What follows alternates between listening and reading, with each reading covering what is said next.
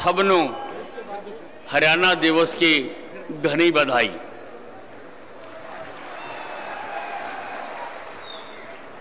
आदरणीय प्रदेश के यशस्वी कर्मठ मुख्यमंत्री मनोहर लाल खट्टर जी, बहुत ही जोशीले और जनता का सेवा करने वाले उप मुख्यमंत्री दुष्यंत चौटाला जी, कुलदीप बिश्नोई जी, भव्य बिश्नोई जी और उनके समर्थन में आए मंच पर बैठे तमाम नेतागण,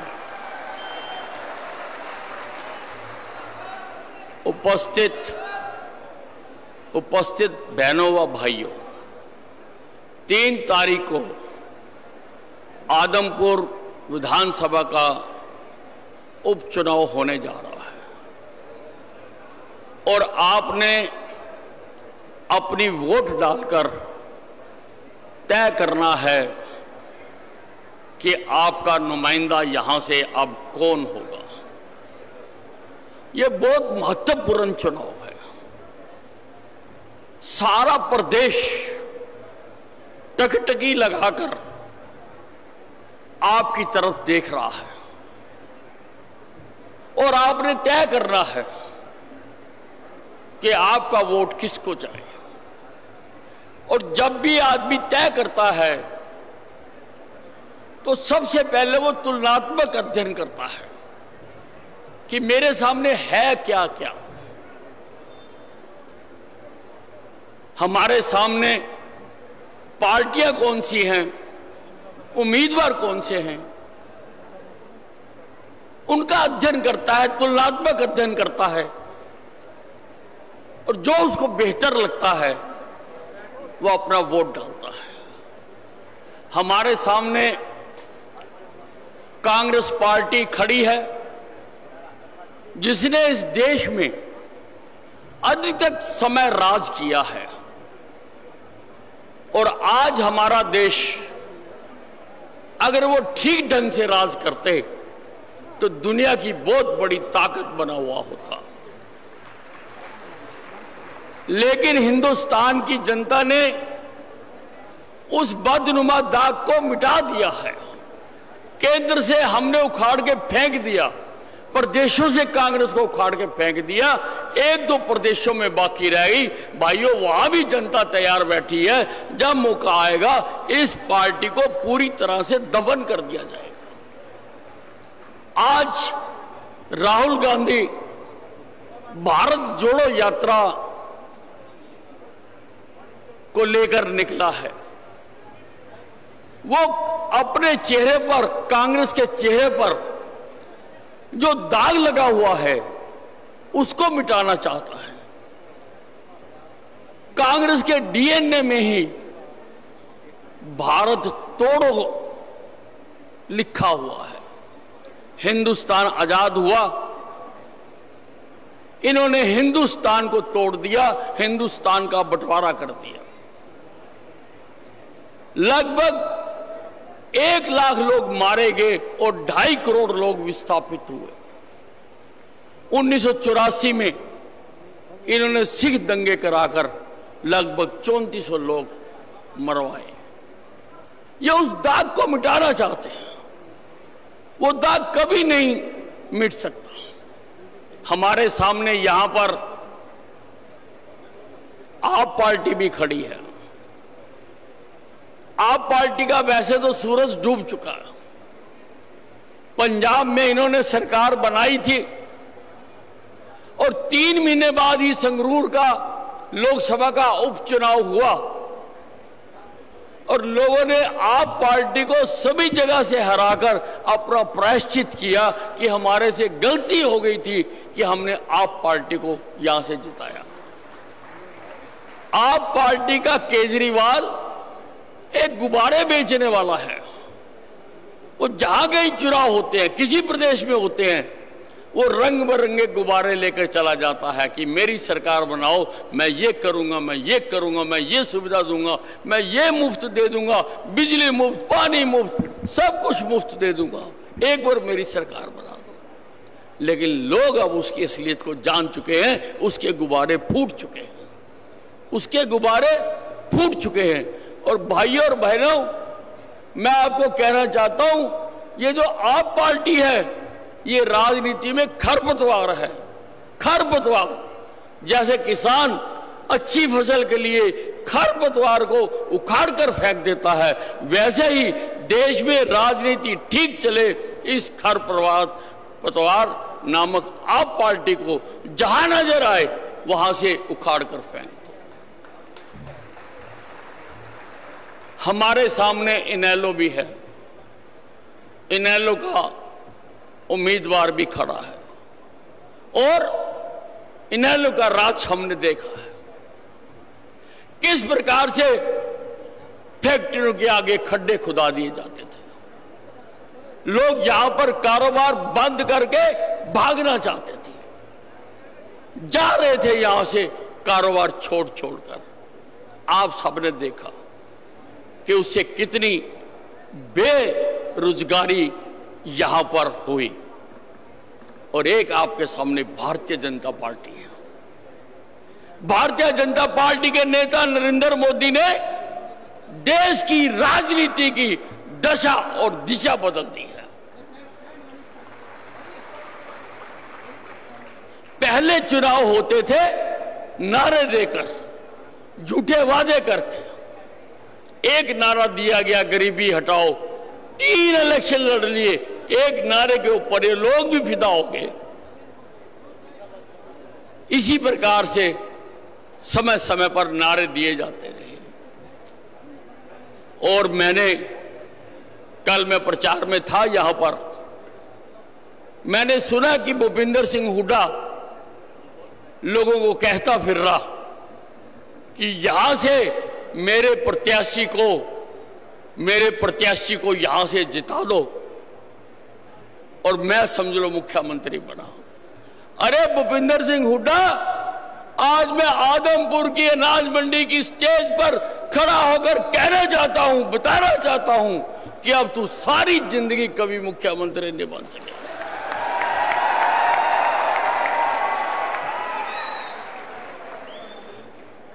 तेरे लिए तो जो कुछ तूने अपने राज में किया, जो तूने लूट मचाई, जो तूने किसानों, बोले वाले किसानों की सस्ती जमीनों को खरीदकर भूमि माफिया को दिया, तेरे खिलाफ जो केस चल रहे हैं, तेरे लिए तो हमने जेल में कमरा तैयार करा चुका है। जेल में कमरा तैयार करा चुका है। और जो तूने उम्मीदवार दिया है, जो उम्मीदवार दिया है, क्या लोग उसकी असलियत नहीं जानते कि उसकी असलियत क्या है? ग्रीन ब्रिगेड का सरगना रहा है वो, ग्रीन ब्रिगेड का। 90 के दशक में थर थर कांपता था हरियाणा। जो तांडव इन्होंने किया, जो तांडव इन्होंने सारे हरियाणा में किया, वो किसी से भूला नहीं है। हमने देखा है वो समय। मैं भी 90 के समय में, उसी ग्रीन ब्रिगेड के समय में मैंने उपचुनाव लड़ा था और मैं चुनावी राजनीति में आया था और मैं जीता था वो चुनाव, जीता था वो चुनाव। तो क्या आदमपुर के लोग दोबारा से चाहेंगे कि हरियाणा में वो तांडव फिर शुरू हो, फिर लोगों को डराया जाए, फिर लोगों को धमकाया जाए, फिर लोगों की दुकानों को लूटा जाए, फिर वो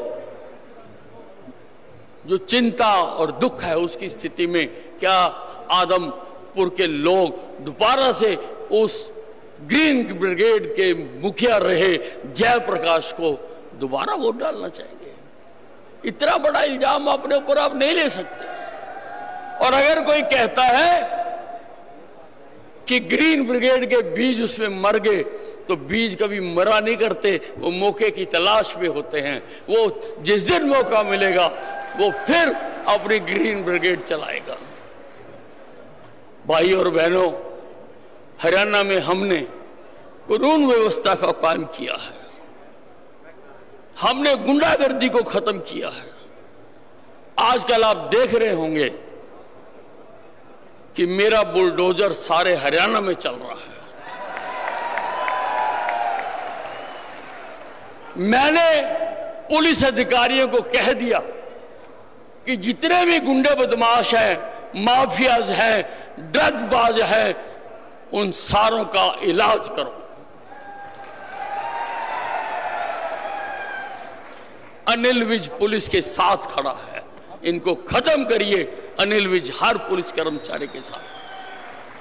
आजकल समाचार पत्रों में रोजाना आप सुनते हैं कि ये काम धीरे धीरे एक शहर से दूसरे शहर, दूसरे शहर से तीसरे शहर, हमने शांति का माहौल कायम किया है।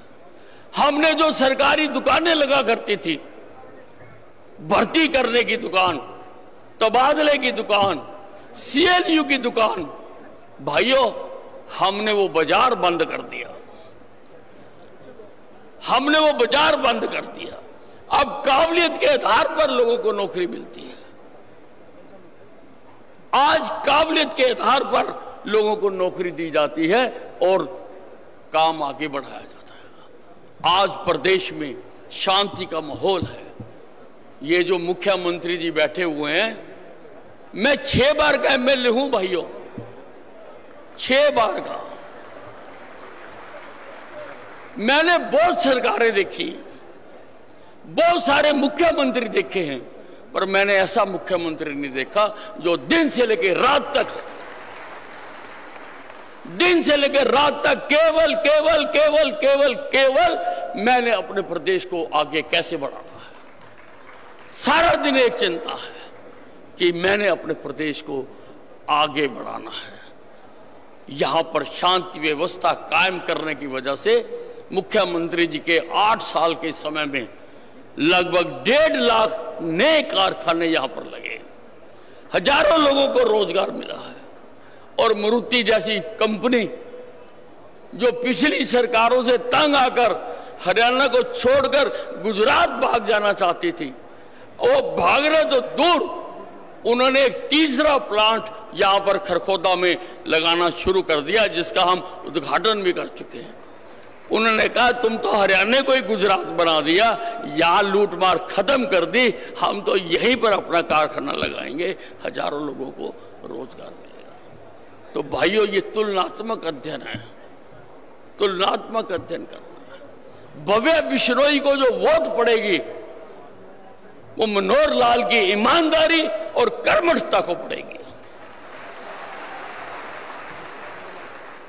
भव्य बिश्नोई को जो वोट पड़ेगी वो नरेंद्र मोदी, जिसने आज हर भारतवासी का विश्व में सर ऊंचा कर दिया, विश्व में ऊंचा कर दिया। पहले हमें कोई पूछता नहीं था। अब रूस और यूक्रेन की लड़ाई होती है तो रूस का प्रधानमंत्री भी हमारे प्रधानमंत्री से बात करता है और यूक्रेन का प्रधानमंत्री भी हमारे प्रधानमंत्री से बात करता है। सीना चौड़ा हो जाता है कि आज हमारी बुक्कत है। पहले विदेशों में हमें कोई समझता नहीं था, आज हर भारतवासी की किसी भी देश में जाए लोग इज्जत करते हैं, सम्मान देते हैं।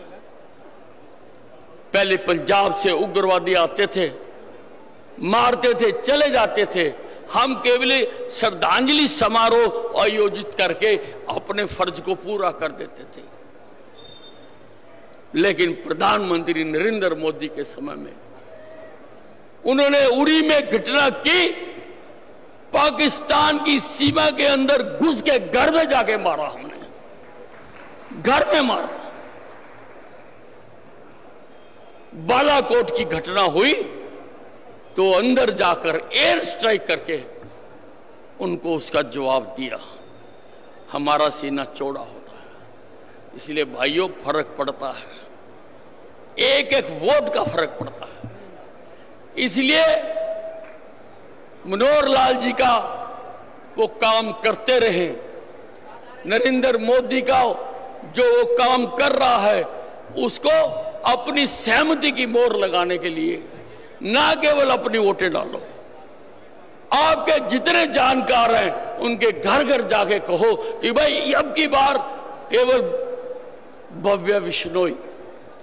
आप सब टेलीफोन, मैसेज, व्हाट्सएप इस्तेमाल करते हो, मेरे कहने से अपने व्हाट्सएप पर लिखिए कि मैंने फैसला कर लिया, मैं भव्य बिश्नोई को वोट डालूंगा, आप भी भव्य बिश्नोई को वोट डालकर यहां से विजयी कराएं।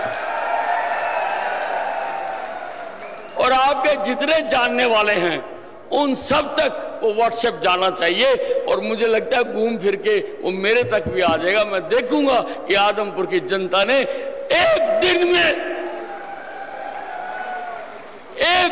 में चुनावों को ऐसा कर दिया कि भव्य बिश्नोई हजारों वोटों से जीतेंगे, हजारों वोटों से जीतेंगे। धन्यवाद भाइयों। बहुत बहुत धन्यवाद अनिल विज जी का। हाँ, मैं धन्यवाद करता हूं अनिल विज जी का, जिन्होंने विस्तार से आपको सभी बातें बताने का काम किया। अब मैं आपके बीच में और आपके नेता चौधरी कुलदीप बिश्नोई के बीच में ज्यादा समय नहीं लेते हुए 2-3 दौरे आपके बीच में रखूंगा। कृपया करके सारे साथी अपने हाथ उठा करके मेरा साथ देने का काम करना। दोस्तों, अब की बार आदमपुर की है पहचान, आदमपुर की है पहचान। भव्य बिश्नोई जिंदाबाद।